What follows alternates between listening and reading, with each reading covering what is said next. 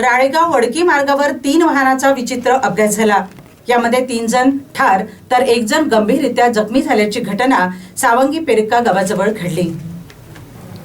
राळेगाव येथील आदेश मरस कोल्हे, गोपाल मडकाम व मोहन मेश्राम हे तिघेही शनिवारी रात्रीला दुचाकीने काही कामानिमित्त राळेगाववरून वडकीच्या दिशेने जात होते। दरम्यान राळेगाव शहरापासून काही अंतरावर असलेल्या सावंगी पेरका गावाजवळ एका सिल्वर रंगाच्या वॅगनर चालकाने आपल्या ताब्यातील कार भरधाव वेगाने व निष्काळजीपणे चालवून दुचाकी वाहनाला समोरून जबर धडक दिली व कार चालक घटनास्थळावरून पसार झाला। या अपघातात दुचाकीवर बसून असलेले आदेश मरस कोल्हे, गोपाळ मडकाम व मोहन मेश्राम हे तिघेही जण गंभीररित्या जखमी झाले। अपघातस्थळी महामार्गावर नागरिकांची प्रचंड गर्दी जमल्याने याच दरम्यान एक राळेगावकडून ट्रक सोयाबीन भरून वडकी रोडकडे जात असताना अपघातस्थळी थांबला। त्या ट्रकला मागून येणाऱ्या ट्रकने धडक दिल्याने त्या ट्रकचा चालक कॅबिनमध्ये फसून गंभीररित्या जखमी झाला।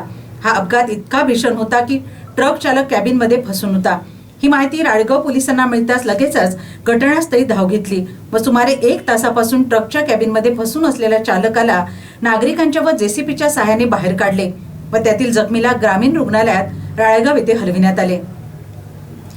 मात्र अपघातातील आदेश मरस कोल्हे याचा वाटेतच मृत्यू झाला तर गोपाल मडकाम व मोहन मेश्राम यांचा यवतमाळ येथे उपचारादरम्यान मृत्यू झाला व जखमी ट्रक चालक याची प्रकृती गंभीर असल्याने सांगण्यात येत आहे।